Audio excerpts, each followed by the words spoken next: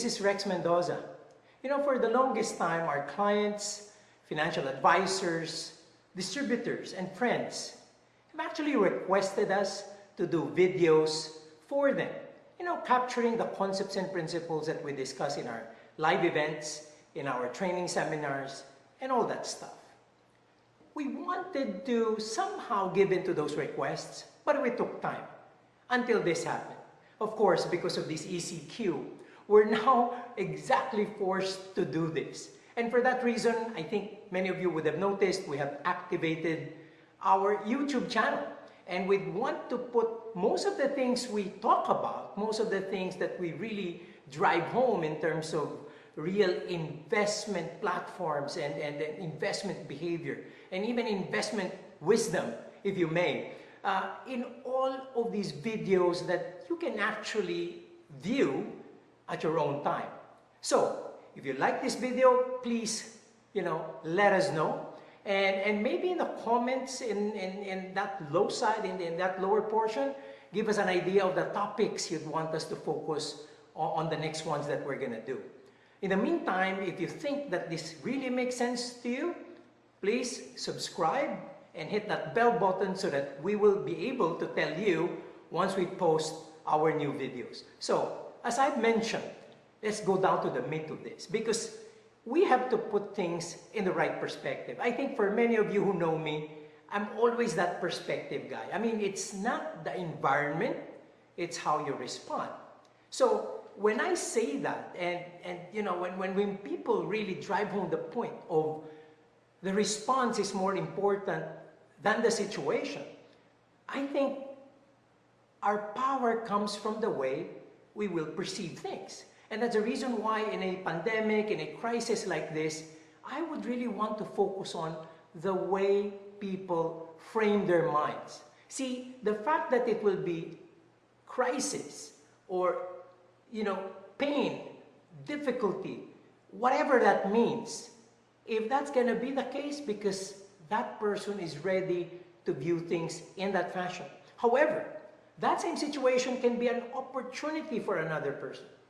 But then that other person will have to be ready. That other person will have to think correctly. And that other person will have to put himself in a platform that is solid, a pathway that he's going to be committed to, and no matter what happens, that's going to be a good choice for him. So in the end, it boils down to that perspective. And that's the reason why I get to differentiate. A major part of today's video is the differentiation between strategic investing and tactical investing. Very importantly, we all know strategic investing is really, really important. But are we really into strategic investing? Why is it that when markets are high, the emotions are different? People's behavior become different. And true enough, when markets fall, when we get into feelings of capitulation and despondency, people also behave differently. In strategic investing, it's not supposed to be the case, right? So let's focus on this. And the way I drive this, and many of you know, is that I look at the very definition of it. How can we be something we can't define? How can we execute on a strategy we can't define? So let's define strategic investing. Strategic investing is an active, continuous discipline. Big words. Active, continuous discipline. And I guess we all know what those mean, right? It's just that we never really attached it to a way of investing. So, active, continuous, and disciplined investing, where investors' decisions are based on specific goals, risk tolerance, and future needs of funds or capital. What a definition! I didn't see anything about markets. I didn't see anything about growth. I didn't really see anything about crisis. Why? In fact, if we're going to be pushing the definition of strategic investing, then we will get to realize investors do it because of a certain aim. And the aim is what? To remove or lessen the effects of unwarranted negative risk on your financial future, to remove or lessen the impact of negative risks, of market developments. In fact, if you do strategic investing, it's supposed to make you cushioned, it's supposed to make you resilient, and it's supposed to make you react correctly to the peaks and throws of markets. Now, let me differentiate that with tactical investing. Tactical investing is looking at current market forces and maybe optimizing our positions against those. That's pretty exciting, right? It's almost like you want to beat the market. That's why, you heard about this, right? It is not about timing the market. It is time in the market. Let me repeat that. Time in the market versus timing the market. Time in the market is strategic investing. Timing the market is tactical investing. And both work. It's just that for our long-term goals, for the things that matter in our lives, considering our acumen, considering our risk, positions, whether we are adverse or we're risk takers, those are considerations for strategic investing.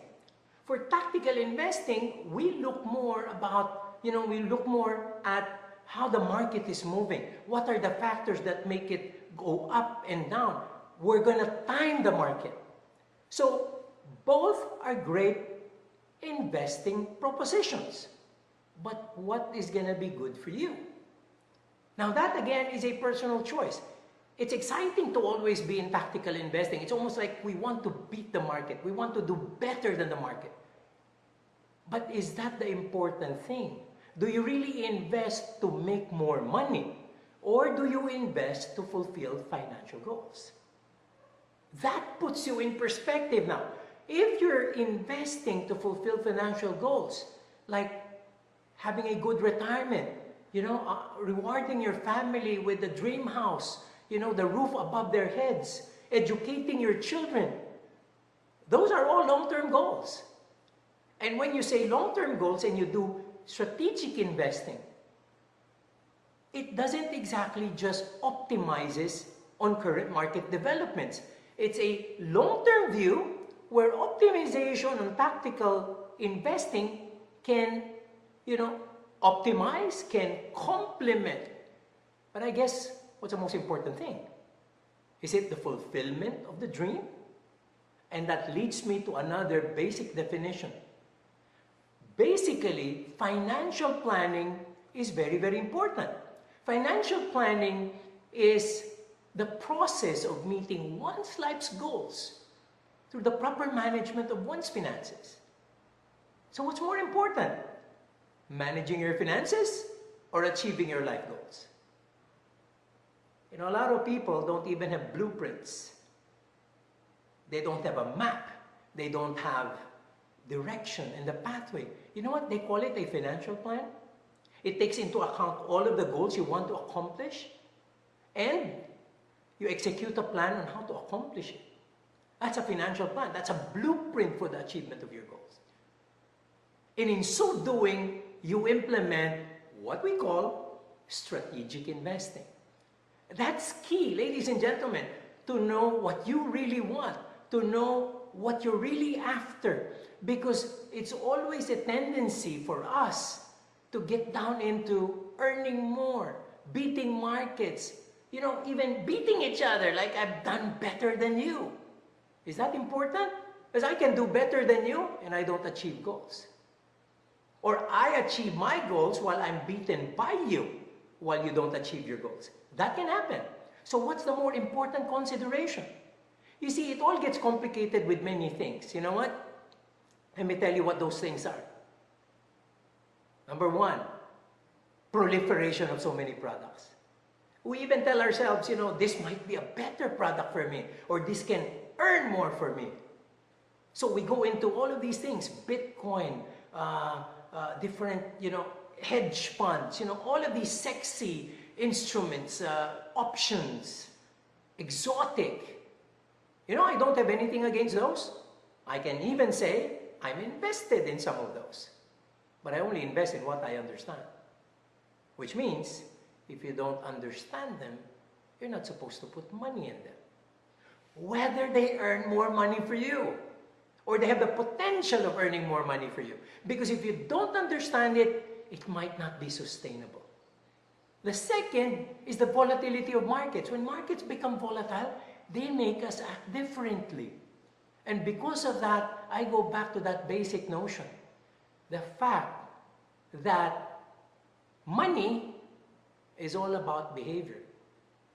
A good friend, Randall Johnson, always says, money is behavioral, not technical. Well, that's one of the solid legs behind this perspective issue. We will have to check ourselves and the way we act, because markets will always move through emotion. It's not only, fundamentals that drive market prices. Many times, it's the sentiment. It's the emotion of people playing the markets. And how do we navigate all through that? It's by understanding who we are, what we want, what are our objectives, what's our portfolio, does that match our risk appetite, and more importantly, what's our time horizon? Don't you notice, most of the things I've mentioned are all factors that are within you.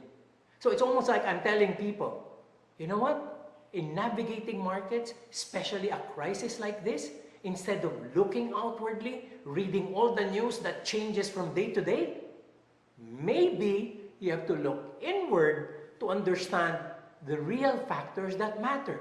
And I said all that. Ladies and gentlemen, this is basically just mapping out this right perspective. From here, we're going to go into the biggest mistakes you can make in a crisis situation. What do you need to do in order to navigate the situation? See, we're going to be coming up with topics one after the other, and it is very, very exciting.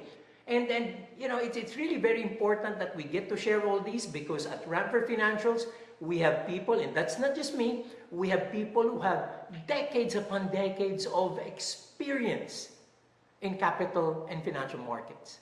What does that mean for us? We can probably share with you experiences that have, given us maybe the kind of muscle and the foundation to feel right about what's happening today. Not that, we feel good about it, but we react better to it. That we can see it with a very different light. We can see it with optimism. Not optimism simply today, because there can be worrisome things, but the optimism of having to anticipate better times. Because all crises are followed by recoveries. So, I hope that you will await our other videos. I hope you will subscribe to this channel, because we have lots and lots of things for you, and it's going to be such an exciting journey. Until the next video, ladies and gentlemen, keep well, stay safe, stay healthy. God bless you.